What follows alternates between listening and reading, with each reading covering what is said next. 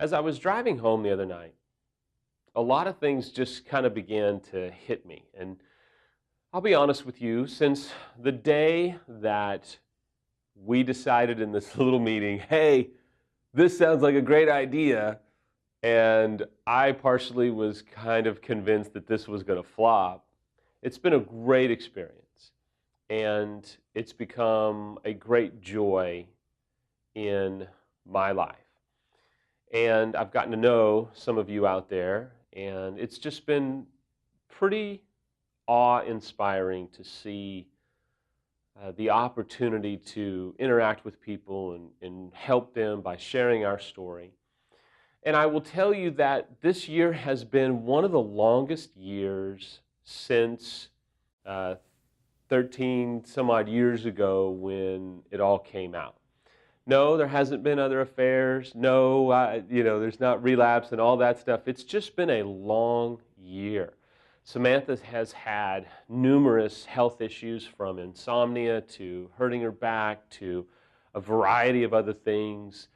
I have had a long year of frustration in terms of business and finances. As you've kind of picked up on in these video blogs, man, it has been one car issue after another. Like, it has amazed me how so many challenges, and I'm not even really talking about some challenges that have come up with our kids, but it is amazing to me how unrelenting the drama has been. Samantha will tell you, and I will tell you, a lot of you are like, when is Samantha coming back? Sometime soon, but she was just sick last week. She's been fighting through a lot of health issues, and it's just been one thing after another. And when I was driving home just the other night, I was remembering that, I know so many of you are experiencing that, because that's the early stages of recovery, right? It's one thing after another. It would be one thing if you could put life on hold and just focus on recovery. But then you have problems with your house, your cars, your job. Some of you have lost your job because of your affairs. You've had family issues, right? Or then the family found out about the infidelity or the addiction, and then chaos ensued. And so if you could just go into a little cocoon, right? Work your job from 9 to 5, then have dinner, then do recovery work, and then sit down, watch TV, or have a drink, or do whatever it is that you do, and go to church, and just have barbecues, and just focus, man, it would be so much easier, right? If life was like just this Excel spreadsheet that you just went in order, man, it would be so much easier, and it doesn't work that way. And I was driving home, and I was really discouraged. Like, I was thinking about so many of you that are facing challenges or uncooperative spouses, and I was thinking about some financial pressures and things that we're facing. And I just was like, man, it's been a tough, long year. Now, for the sake of, effect, I'm overlooking that there's been some great times this year. There's been some wonderful moments. But I will tell you, early on in recovery, it can be unrelenting. And as I was driving home, I got this text. And it was Samantha who told me that my daughter won this huge competition. I don't want to go into all the details, but she competes in these different things. And so she won this competition, which means she advances to an area, and then after area, it's state. And it was like this moment, like I punched the ceiling of my Jeep. I was ecstatic. I was immediately just like, oh, this makes it all worth it. I called her. I said, man, I'm so proud of you. I said, what can I do? And she said, well, I'm hungry. I said, I'll go to your favorite restaurant. Got her favorite meal. Came home. We had a wonderful time together. Sat down for just 15, 20 minutes, talked, relived the moment. It was phenomenal. Everything about it was like, you know what? It was amazing how quickly I forgot all of the crap that I was angry about, all the stuff that I was frustrated about. It was just a moment I will not ever forget. I share this story because in recovery, there's going to be moments where everything seems like complete hell. There are no bright lights. There is no joy. There is no excitement. There is no good. And then a little moment's going to happen. For me, it was she won this competition. Early on, it was baseball. One of my boys would get a big hit or pitch great or do something. And for me, Samantha's a health nut in terms of food. And so when something good would happen, we would be in the car and I would be like, ice cream, or we're getting a steak because my boy hit a bomb today or struck out 3 guys. I mean, it was just, she would always say, does it always have to involve food? I'm like, well, yes, we're going to celebrate this moment because there's not a lot of great moments in our life, which I think you would agree with. So we're going to go get a big ton of ice cream, or I'm going to go to the store and cook a big fat steak because this is a good moment and we're going to enjoy it and relish it. And Samantha would tell you and agree that, you know what, I am very good at that. I just decided, you know what, my life in many ways is absolute crap. And I put myself here, and one of the few bright things in my life are my kids. And so when they do something good, we're going to celebrate with sundaes, with steaks, I don't know, big piles of gum, but we're going to just enjoy this moment. And my appeal to you is a little bit of the same kind of principle in that you've got to find the good no matter how dark it is right now. If you have kids, it's tough sometimes if they're very small, if they're teenagers and they're going through issues, especially if they're going through issues because of the infidelity becoming public. But you have to search for the good moments. And that's what I want to tell you about in just a few quick, helpful points to consider.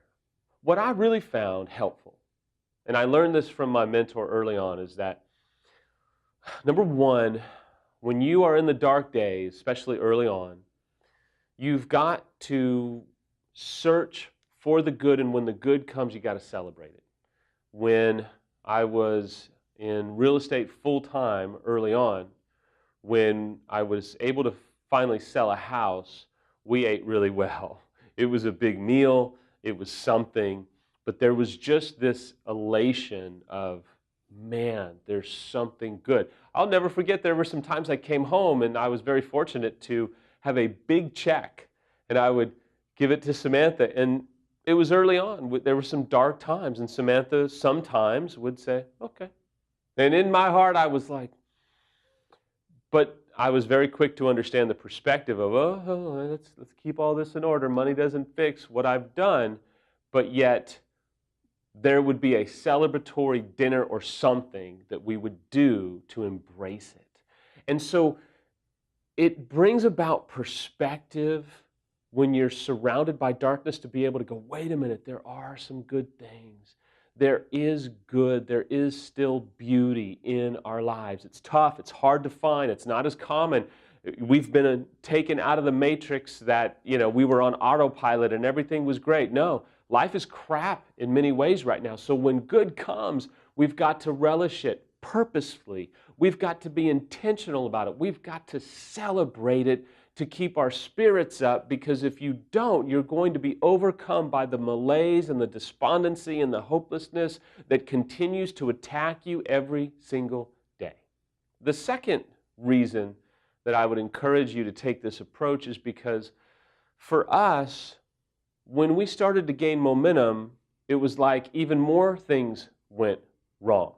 We were sitting at home one night watching a concert on TV that was one of Samantha's favorite Christian bands. It was a great moment. We had the speakers loud. We were just enjoying it.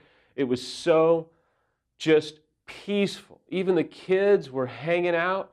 And so the phone rang. We didn't want to answer it, but this was several years ago, right? When you had the machines that you could hear the answering machine pick it up, and then you could hear someone leave a voicemail if you left the volume up. Well, in the middle of this big moment, in the middle of this big joyful kind of God moment, one of the people that were still angry at me calls, and when the voice greeting ends, there's the beep, and then this guy started to yell and scream obscenities and call me every name in the book. I had to sprint from the couch to get to the voicemail to completely turn it off. The kids were rattled. Samantha started crying and ran upstairs, and I stood in this room after consoling my kids and stared up at God and said, "What are you doing?" And there are times when you have to have not just an intentional joy or celebration of good. You have to have a defiant joy that says, I've got a lot of crap in my life, but this is a good thing, and I'm going to make it a big deal. Whether it be your kid gets a hit in baseball or does something great on an athletic field or accomplishes something in whatever arts program they're in or does something that's good and it brings joy to you, you've got to rally around it in a sense of defiance that says, you know what?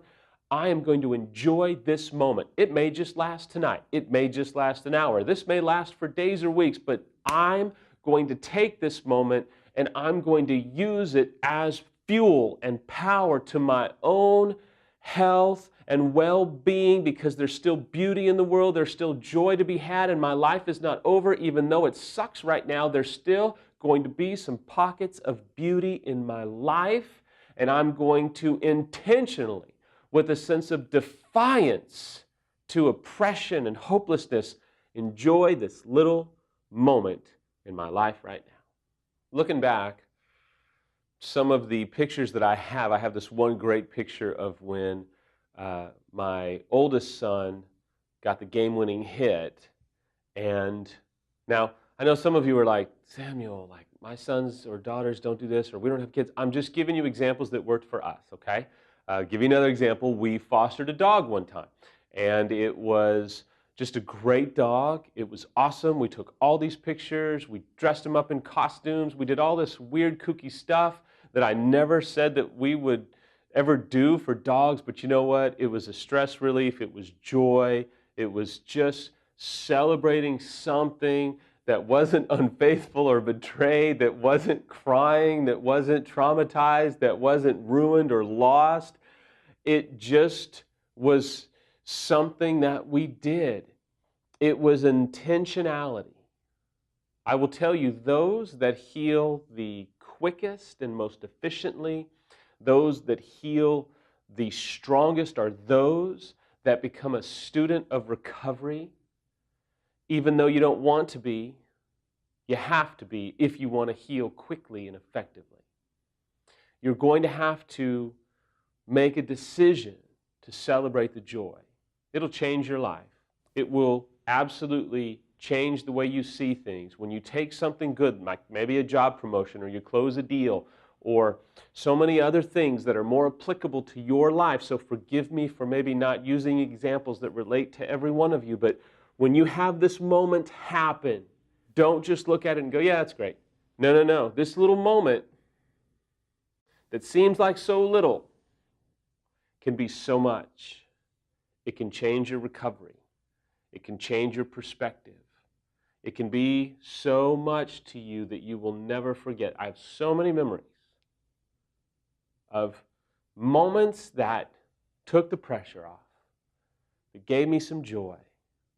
I'll take those with me the rest of my entire life. I hope that you can find moments like that as well.